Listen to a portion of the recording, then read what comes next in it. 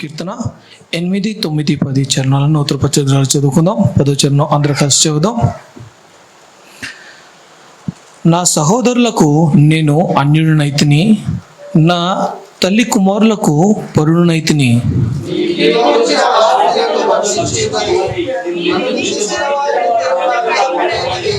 అందరు కలిసి చదువుదాం. ఉపవాసం నుండి నేను కన్నీరు విడవగా అది నాకు నిందాస్పదం ఆయను. దేవుడి చిన్న మాట వెనుకలో దీవించును గాక. ఆమేన్. అందరూ కూర్చుందాం.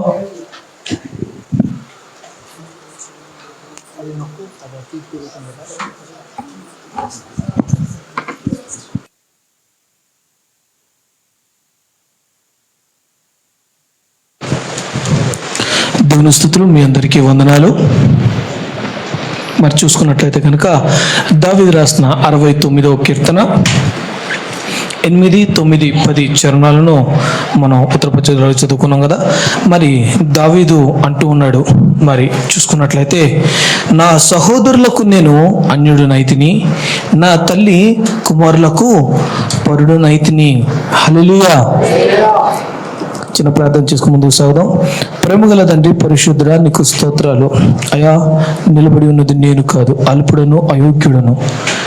నీవు నన్ను మరుగు చేసి నీ బలమైన మాటను వెడలపరచుమని వినుచున్న వారికి చెప్పు. నాకు కావలసిన బలమైన మాటను నీ శైలిలో, నీ విధానంలో నీవు అందింపచేయమని, బలపరిచి మాట్లాడమని, సిద్ధపరిచి ఉంచిన మాటను నీవు వెడలపరచుమని, ప్రతి ఒక్కరితో మాట్లాడమని, నడిపించమని, నీకు మహిమ ఘనత ప్రభావం చెంది రీతిగా నడిపించమని యేసుక్రీస్తు నామమున అడిగి వేడుకుంటున్నాం తండ్రి. ఆమేన్. హల్లెలూయా, హల్లెలూయా. మరి చూసుకున్నట్లయితే నా సహోదరులకు నేను అన్యుడినైతిని, నా తల్లి కుమారులకు పరుడునైతిని. ఎవరండి? ఎవరు? సహోదరులకు కానివాడయ్యాడంట, తల్లి కుమారులకు సంబంధం లేని వ్యక్తి అయ్యాడంట. ఎవరు? దావీదు రాసిన 69వ కీర్తన 8, 9, 10 చరణాలు. మరి ఎవరు? అంత క్వశ్చన్ అవసరం లేదు, మనకు చదువుకునేది కీర్తనలు అంటే దావీదే. దావీదు గురించి తాను గురించే ఇక్కడ మాట్లాడుతూ ఉన్నాడు. మరి కుటుంబంలో ఏమాత్రము లెక్క లేనటువంటి వ్యక్తి అయ్యాడు.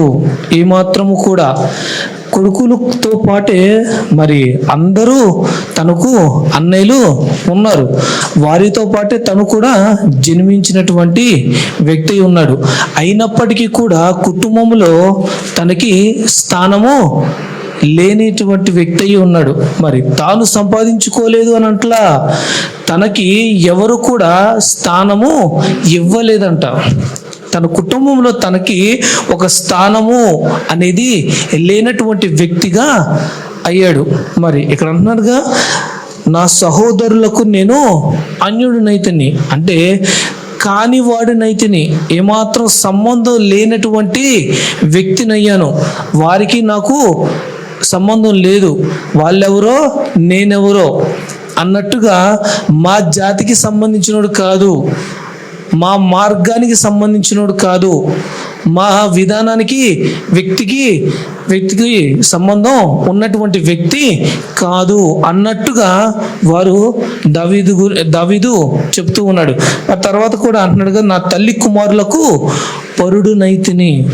పరుడు అంటే బయటవాడు, మరి సంబంధం లేనటువంటి వాడు. మరి ఆ విధముగా ఉన్నాడంట. మరి అయినప్పటికీ కూడా దావీదు ఇక్కడ అంటున్నాడు, నేను అటువంటి వాడిగా ఉన్నాను. నిజంగా మన తల్లి మనందరినీ ప్రేమిస్తుందనే, మీ తల్లి మిమ్మల్ని అందరినీ ప్రేమిస్తుందా? లేకపోతే దావీదు లాగే మీ తల్లి కూడా మిమ్మల్ని లెక్కించక, మీ తండ్రి మిమ్మల్ని చూడక బయట పెట్టేసి గాయపరిచి బాధ పెట్టి అదే విధంగా చూస్తుందా? అదే విధంగా చూస్తూ ఉన్నాడా? దావీదు బాధపడ్డా? అంటే దావీదు ఆఖరి కుమారుడు. కనీసం ఆఖరి కుమారుడు అంటే ఎంత గారం చేస్తాడో, అందరికన్నా చిన్నోడమ్మా, ఎక్కువ పెట్టండి, జాగ్రత్తగా చూసుకోండమ్మా, ఇంట్లో చిన్నోడు, చెల్లి కదా, తమ్ముడు కదా, చూసుకోవాలి కదా అని చెప్పి అంటారా లేదా? జాగ్రత్తగా చూసుకోమని ప్రేమ చూపిస్తూ ఉంటారు. అలాంటి ప్రేమ, ఆప్యాయత, అనురాగం ఏమైనా కానీ దావీదుకి ఉన్నాయా? దావీదుకి ఏమి కూడా లేవు. చిన్న వయసు నుంచి కూడా తన యవన వయసు గారి రాజు అయ్యేంత వరకు కూడా తన కుటుంబంలో ఏమాత్రము కూడా స్థానము లేనటువంటి వ్యక్తిగా తాను జీవిస్తూ వచ్చాడు. మనకు అన్ని సంబంధం ఉన్నప్పటికీ కూడా కరెక్ట్గా బ్రతకలేనటువంటి వ్యక్తులు మనం. అన్ని బంధుత్వాలు, స్నేహితులు అందరూ ఉన్నప్పటికీ కూడా కరెక్ట్గా జీవించలేని వారు మనమైతే గనక. దావీదుకి ఎవరు లేరు, తనకి సహాయం చేసేవాళ్ళు కానీ, బంధువులు కానీ ఎవరు లేరు. కానీ అన్నాడు కదా, దావీదు రాసిన 88వ కీర్తన 88వ కీర్తన ఆఖరి చరణం. 88:18.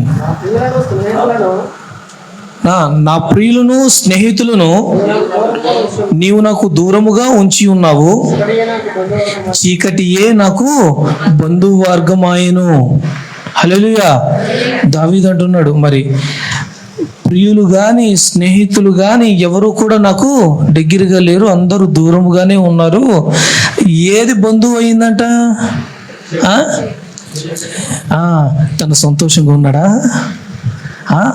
ఆర్భాటముతో ఆనందముగా కేకలు వేస్తూ గంతులు వేస్తూ మనలాగా ఉన్నాడా? ఒక్క సమస్య రాగానే నాకున్న సమస్యలు ఎవరికి లేవు, నేను పడే బాధ ఎవరు పడరు, నేను కలిగి ఉన్న వేదన ఎవరికి లేదు, నేను భరిస్తున్నటువంటి వేదన ఎవరు భరించరు అని ఆలోచనకు వచ్చేస్తున్నారే.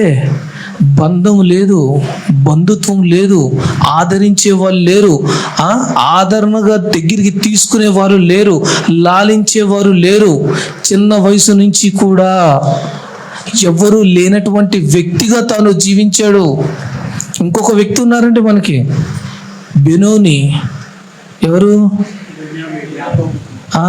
యాకోబు కుమారుడు. తల్లి చనిపోతూ చేతిలోకి తీసుకుని పేరు పెట్టింది, నీవు దుఃఖపుత్రుడవు అంటూ పేరు పెట్టి చనిపోయింది. బెనోని అని, దుఃఖపుత్రుడు అని పేరు పెట్టి చనిపోయింది.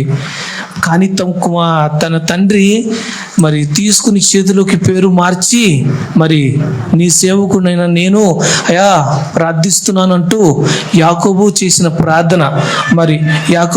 ప్రార్థన బట్టి మరి తన పేరు బెనోను నుంచి బెన్యామీనుగా మార్చబడింది. తనేమన్నా ప్రేమగా పెరిగినవాడా? తల్లి ప్రేమను పొందుకున్నవాడా? తల్లి పాలు తాగినవాడా? తల్లి ఒళ్ళో పడుకుని తల్లి ప్రేమను పొంది తల్లి ప్రేమను కలిగినవాడా?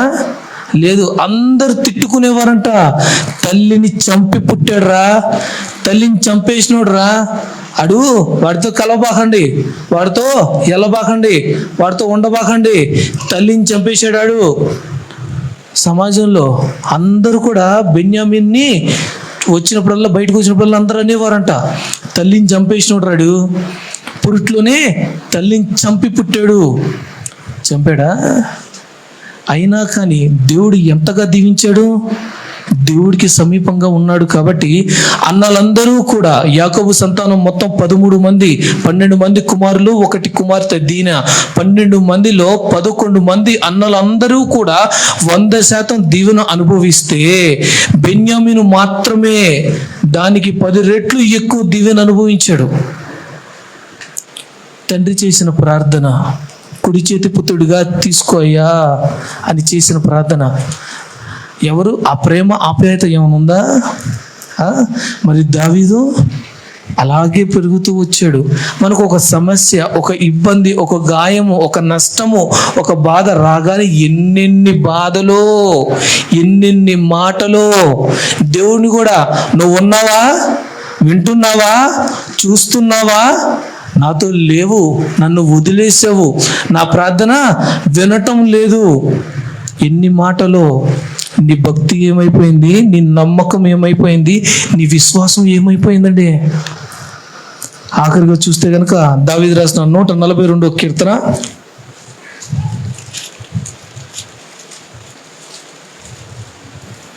142 కీర్తన 4-5. నా కుడి పక్కను నిదానించి చూడుము, నన్ను ఎరిగిన వాడు ఒక్కడునూ నాకు లేకపోయెను,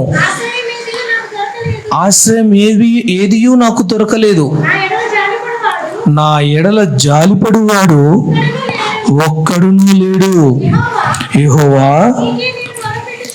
నీకే నేను మొరపెట్టుచున్నాను, నా ఆశ్రయ దుర్గము నీవే, సజీవులున్న భూమి మీద నా స్వాస్థ్యము నీవే అని నేననుకొంటిని. హల్లెలూయా, హల్లెలూయా. ఎవరైనా ప్రేమించే వాళ్ళు కానీ, జాలి పడే వాళ్ళు కానీ, తన వైపు చూసే వాళ్ళు కానీ ఎవరైనా ఉన్నారా అంటున్నాడు. నిదానించి చూడుము, ఒక్కసారి నా వైపు చూడు, ఎవరైనా ఉన్నారా? ఎవరు లేరు, ఎవ్వరు లేరు. ఎవరున్నారంటే ఆఖర్లు అంటున్నాడు, భూమి మీద నా స్వాస్థ్యము నీవే అని నేను అనుకుంటుని. తనకి ఎవరు లేరండి దావీదుకి. నీకైనా నాకైనా కానీ జనాలందరూ ఉన్నప్పటికీ కూడా నీకు నేనున్నాగా, ఏం కాదు, నేనున్నాను అని చెప్పిన వారు కూడా ఒక సమయమున చెయ్యి వదిలేస్తారు. కానీ నిన్ను వదలక, విడువక, మరువక నీతోనే ఉండేవాడు, నీ వెంట వచ్చేవాడు ఒకడు ఉన్నాడు, తండ్రి అయిన నా దేవుడు. మరి ఆయనతో, ఆయన నాకు కావాలి అని నీవు అనుకుంటున్నావా లేదా? దావీదైతే కోరుకుంటున్నాడు. దావీదు అంటున్నాడు, నాకు ఎవరు లేరు, నాతో ఎవరు కూడా లేరు. యుద్ధానికి వెళ్ళిన ప్రతిసారి కూడా నేను వెళ్తున్నాను, నువ్వు వచ్చేయ్యా అని అనలా. నేను వెళ్ళాలి అని అంటే నువ్వు నాతో రావాలి, నేను వెళ్ళాలి అని అంటే నువ్వు నాతో రావాలి అన్న తర్వాతే దావీదు బయలుదేరేవాడు. దేవుడు లేకుండా నేను వెళ్తే జయం నేను పొందుకోలేను అనే నమ్మకము, నా స్వాస్థ్యము, జీవము ఉన్నటువంటి భూమి మీద నా స్వాస్థ్యము ఏదైనా ఉంది అంటే అది నువ్వే. నా అనబడినది ఏదైనా ఉంది అని అంటే నా వాళ్ళు, నాది, నా స్థానము, నా కుటుంబము అన్నది ఏదైనా ఉంది అని అంటే అది నీవేనయ్యా అని దావీదు అంటున్నాడు. మనకి అబ్బో ఎంతమంది ఉన్నారో కదా, ఎంతమంది ఉన్నారో. దేవుడు తప్ప భూమి మీద ఉన్న వాళ్ళందరూ మనోళ్ళే, దేవుడు తప్ప, దేవుడు తప్ప. వాళ్ళందరినీ చేసిన వాడు దేవుడే అండి.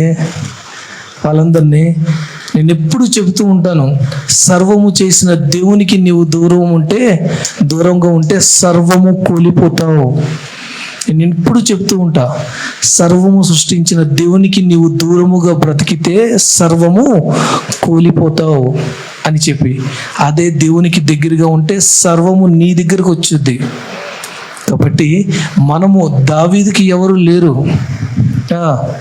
అందరికీ తండ్రి, తల్లి, ఆదరణకర్త అన్నీ కూడా దేవుడే అయి ఉన్నాడు అని చెప్తున్నారు. మరి మనం ఏ విధంగా ఉంటున్నామో, దేవునికి సమీపంగా ఉంటున్నామా లేదా? యోబుకి డబ్బు ఉన్నప్పుడు చుట్టాలు, బంధువులు, స్నేహితులు, శ్రేయోభిలాషులు, పలకరించే వాళ్ళు, చుట్టుపక్కల వాళ్ళు, పక్కింటోళ్ళు అందరూ, చిన్నల దగ్గర నుంచి పెద్దల దాకా అందరూ చుట్టూ ఉన్నారు.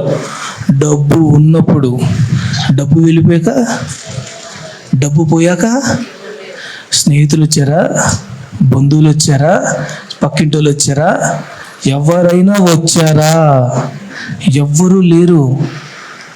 నోటి మాట చేత కూడా తన అంతగా పోయిన తర్వాత కూడా తోడుగా ఉన్నటువంటి తనలో సగభాగం అయినటువంటి భార్య కూడా వచ్చి ఏమంటుంది, ఇంకా బతుకున్నావు ఎందుకు, ఆ మాటని సావరాదు అని చెప్పి అంటుంది. అప్పుడు కూడా అంటున్న మాట, సర్వం ఇచ్చినవాడు తీసుకున్నవాడు మరలా ఇవ్వకుండా ఉంటాడా? అప్పుడు కూడా యోబు ఎవరి మీద ఆధారపడి ఉన్నాడు? దేవుని మీదనే. ఏ బంధుత్వము, ఏ బంధము, ఏ స్నేహితులు ఎవరు లేరు. దావీదు ఎవరిని ఆనుకుని ఉన్నాడు? దేవుడినే. ఎవరిని కీర్తిస్తున్నాడు? దేవుణ్ణే. ఎవరిని స్తుతిస్తున్నాడు? దేవుణ్ణే. బెనోని అని పేరు పెట్టి గ్రామంలో ఉన్న వారందరూ కూడా తిడుతున్నప్పటికీ కూడా, తండ్రి చేసిన ప్రార్థన బట్టి దేవుడు దీవించినప్పటికీ కూడా దేవునికి సమీపంగా తాను తండ్రి చెప్పిన మాటల ప్రకారంగా జీవిస్తూ మార్గంలో నడుస్తూ ఉన్నాడు. కాబట్టి బెన్యామీన్ని దేవుడు దీవిస్తూ వచ్చాడు. మనము ప్రతి ఒక్కరము కూడా దేవునికి సమీపంగా బ్రతకగలిగినట్లయితే, బ్రతికితే దేవుడే దీవించేవాడే ఉంటాడు, దేవుడే నీతో ఉంటాడు ఖచ్చితముగా.